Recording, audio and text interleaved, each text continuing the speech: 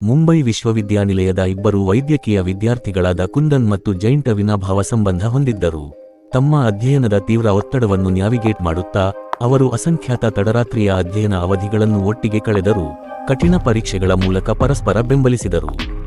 ಅವರ ಬಂಧವು ಪ್ರತಿ ಸವಾಲಿನ ಜೊತೆಗೆ ಬಲವಾಗಿ ಬೆಳೆಯಿತು. ಕುಂದನ್ ರಮೇಶ್ ಜೊತೆ ಮಾತುಕತೆ ಮಾಡುತ್ತಿದ್ದಾಗ ಅವನಿಗೆ ತನ್ನ ವ್ಯವಹಾರದಲ್ಲಿ ಯಶಸ್ವಿಯಾದ ತಂದೆಯಿಂದ ಕರೆವಾಯಿತು. ನನಗೆ ಒಂದು ಪ್ರಾಪರ್ಟಿ ಇಷ್ಟವಾಗಿದೆ, ತಂದೆ ಹೇಳಿದರು. ನೀನು ನೋಡಿದ್ರೆ ಹೋದು, ನಾನು ಈಗಾಗಲೇ ಕೇರ್ ಟೇಕರ್ ಜೊತೆ ಮಾತಾಡಿದ್ದೇನೆ. ಕುಂದನ್, ಸರಿ ಅಪ್ಪ, ನಾನು ನೋಡಿ ಹೇಳ್ತೀನಿ ಎಂದನು. ಆ ದಿನದ ನಂತರ ಕುಂದನ್ ರಮೇಶ್ ಜೊತೆ ಪ್ರವಾಸದ ವಿಚಾರವನ್ನು ಮಾತನಾಡಿದ. ನಾವು ಮುಂದಿನ ವಾರ ಟ್ರಿಪ್ ಪ್ಲಾನ್ ಮಾಡೋಣ, ಕುಂದನ್ ಸೂಚಿಸಿದರು. ಚೆನ್ನಾಗಿದೆ. ಎಲ್ಲಿ ಹೋಗೋದು? ರಮೇಶ್ ಕುತೂಹಲದಿಂದ ಕೇಳಿದ. ಕುಂದನ್ ವಿವರಿಸಿದ. ನನ್ನಪ್ಪ ನನಗೆ ಕರ್ನಾಟಕದಲ್ಲಿ ಒಂದು ಪ್ರಾಪರ್ಟಿ ಕಂಡಿದ್ದಾರೆ, ನಾವು ಹೋಗಿ ಅದನ್ನು ನೋಡಿ ಜೊತೆಗೆ ಎಂಜಾಯ್ ಮಾಡೋದೇಕೆ? ರಮೇಶ್ ಖುಷಿಯಿಂದ ಹೇಳಿದ. ಅದೃಷ್ಟ ಪ್ಲಾನ್ ಅಪ್ಪ. ಒಂದು ರಾತ್ರಿ ಕುಂದನ್ ಮತ್ತು ರಮೇಶ್ ರಸ್ತೆ ಪ್ರಯಾಣಕ್ಕೆ ಹೊರಟರು. ಕುಂದನ್ ಕಾರ್ ಓಡಿಸುತ್ತಾ ರಮೇಶ್ ಪಕ್ಕದಲ್ಲಿದ್ದ. ದೊಡ್ಡ ಹೈವೇ ದಾಟುತ್ತಿದ್ದಂತೆ ಕತ್ತಲೆ ಹೆಚ್ಚಾಗತೊಡಗಿತು. ಅವರು ಒಂಟಿಯಾದ ತಿರುವುಗಳುಳ್ಳ ರಸ್ತೆಗೆ ಬಂದರು. ಹವಾಮಾನ ಗಂಭೀರವಾಗಿತ್ತು. ಗಾಳಿ ಮರಗಳ ನಡುವೆ ಜೋರಾಗಿ ಬೀಸುತ್ತಿತ್ತು, ಆದರೆ ಸುತ್ತಮುತ್ತ ಸಂಪೂರ್ಣ ಶಾಂತಿ. ರಸ್ತೆ ಕಷ್ಟವಾಗುತ್ತಾ ಅರಣ್ಯ ದಟ್ಟವಾಗತೊಡಗಿತು. ಬಹಳ ಗಂಟೆಗಳ ಪ್ರಯಾಣದ ನಂತರ ಅವರು ಒಂದು ಹಳೆಯ ಜೀರ್ಣಗೊಂಡ ಮನೆಯ ಮುಂದೆ ತಲುಪಿದರು. ಆ ಮನೆ ಕತ್ತಲೆಯಲ್ಲಿ ನಿಂತಿದ್ದು ನೋಡಲು ಭಯಂಕರವಾಗಿ ಕಂಡಿತು. ದೀರ್ಘ ಪ್ರಯಾಣದಿಂದ ಆಯಾಸಗೊಂಡಿದ್ದ ಕುಂದನ್ ಮತ್ತು ರಮೇಶ್ ವಿಶ್ರಾಂತಿ ತೆಗೆದುಕೊಳ್ಳಲು ನಿರ್ಧರಿಸಿದರು.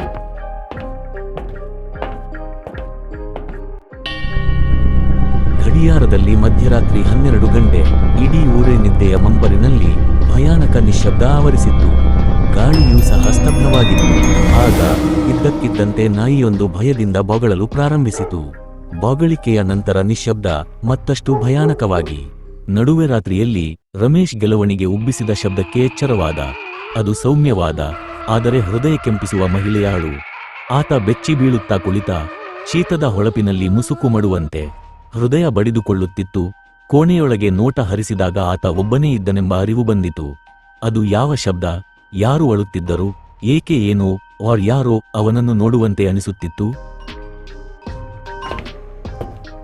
ಕುಂದನ್ ರಾತ್ರಿಯ ಮಧ್ಯದಲ್ಲಿ ಎಚ್ಚರಗೊಂಡನು. ಬಾಯಾರಿಕೆಯಾಗುತ್ತಿದೆ. ಅವನು ಕತ್ತಲೆಯಾದ ಕಾರಿಡಾರ್ನಲ್ಲಿ ಅಡುಗೆ ಮನೆಗೆ ನಡೆಯುತ್ತಿದ್ದಾಗ ಇದ್ದಕ್ಕಿದ್ದಂತೆ ಅವನನ್ನು ತಣ್ಣನೆಯ ಚಳಿ ಆವರಿಸಿತು. ಅವನು ಏನೋ ತನ್ನನ್ನು ದಾಟಿ ಹೋಗುವುದನ್ನು ಕೇಳಿ ಹೆಪ್ಪುಗಟ್ಟಿದನು ಮತ್ತು ದೀಪಗಳು ಹಿಂಸಾತ್ಮಕವಾಗಿ ಮಿನುಗಿದವು. ಅವನ ಮನಸ್ಸು ಗೊಂದಲ ಮತ್ತು ಭಯದಿಂದ ಓಡಿತು. ಏನಾಗುತ್ತಿದೆ? ಕತ್ತಲೆಯಲ್ಲಿ ಒಬ್ಬಂಟಿಯಾಗಿ ಕುಂದನ್ ಭಯದ ಅಲೆ ಅವನನ್ನು ಆವರಿಸಿತು. ಮರುದಿನ ರಾತ್ರಿ ಕುಂದನ್ ಮತ್ತು ರಮೇಶ್ ರಾತ್ರಿಯ ಘಟನೆಗಳಿಂದ ತತ್ತರಿಸಿದರು. ಸ್ಥಳೀಯ ವ್ಯಕ್ತಿಯ ಸಹಾಯವನ್ನು ಪಡೆಯಲು ನಿರ್ಧರಿಸಿದರು. ಅವರು ಅತೀಂದ್ರಿಯ ಶಕ್ತಿಗಳನ್ನು ಹೊಂದಿದ್ದಾರೆಂದು ವದಂತಿಗಳಿವೆ. ಶದು ಕಾಡಿನ ಆಳದಲ್ಲಿರುವ ಗುಹೆಯಲ್ಲಿ ವಾಸಿಸುತ್ತಿದ್ದನೆಂದು ಹೇಳಲಾಗುತ್ತಿತ್ತು. ಆತ್ಮಗಳೊಂದಿಗೆ ಸಂವಹನ ನಡೆಸಬಲ್ಲ ರಹಸ್ಯ ವ್ಯಕ್ತಿ.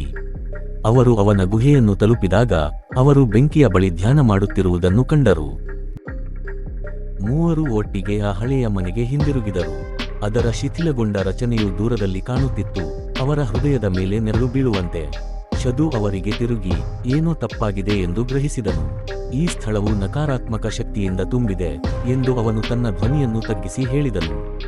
ಈ ಮನೆಯಲ್ಲಿ ಹೆಣ್ಣು ಆತ್ಮವು ಕಾಡುತ್ತಿರುವ ಸಾಧ್ಯತೆಯಿದೆ. ಶಾದು ಮುಂದೆ ಹೆಜ್ಜೆ ಹಾಕಿದನು, ಪ್ರಾಚೀನ ಮಂತ್ರವನ್ನು ಪಠಿಸುತ್ತಾ. ಕುಂದನ್ ಮತ್ತು ರಮೇಶ್ ಹಿಂಜರಿದರು. ಅವರ ಭಯವು ಅವರನ್ನು ಪಾರ್ಶ್ವವಾಯುವಿಗೆ ತಳ್ಳುವಂತೆ ಬೆದರಿಸಿತು.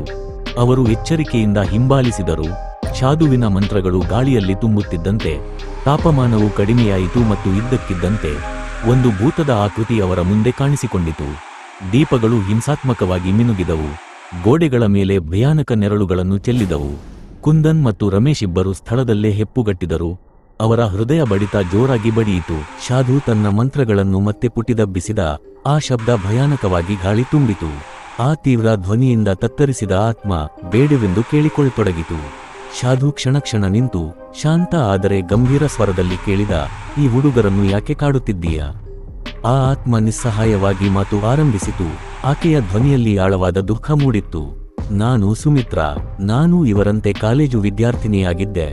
ನನ್ನ ಡಿಗ್ರಿಗಾಗಿ ಹೋರಾಡುತ್ತಿದ್ದೆ. ಆದರೆ ನನ್ನ ಹ್ಯಾಸಿಗೆ ನನ್ನ ಸವತಿಯ ತಾಯಿಯು ನಿರಂತರವಾಗಿ ತಿರಸ್ಕರಿಸುತ್ತಾ ಮನೆಗೆ ಬಂದು ಅಡುಗೆ ಮಾಡೋದು, ಮನೆಯ ಕೆಲಸ ಮಾಡೋದು ಬಿಟ್ಟುಕೊಟ್ಟಿದ್ದೇನೆ ಎಂದು ದೂಷಿಸುತ್ತಿದ್ದಳು. ನನ್ನ ಶಿಕ್ಷಣಕ್ಕೆ ಹಣ ಎಲ್ಲಿ ಬರುತ್ತದೆ ಎಂದು ಯಾವಾಗಲೂ ಅನುಮಾನಿಸುತ್ತಿದ್ದಳು.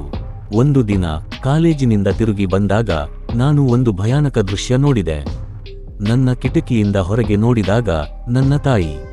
ಆಕೆಯ ಕೂದಲು ಬಿದ್ದು ಹೋಗಿತ್ತು. ಆಕೆ ಬಿಸಿಮುಸ್ಸಾಗಿ ಕತ್ತಲು ಜಾದುವಿನ ಕೈಪಿಡಿಯಲ್ಲಿ ಸಿಕ್ಕಿ ಹಾಕಿಕೊಂಡಿದ್ದಳು. ಒಬ್ಬ ಭಯಾನಕ ವ್ಯಕ್ತಿ ಆಕೆಯ ಮೇಲೆ ಶಾಪ ಹಾಕುತ್ತಿದ್ದ.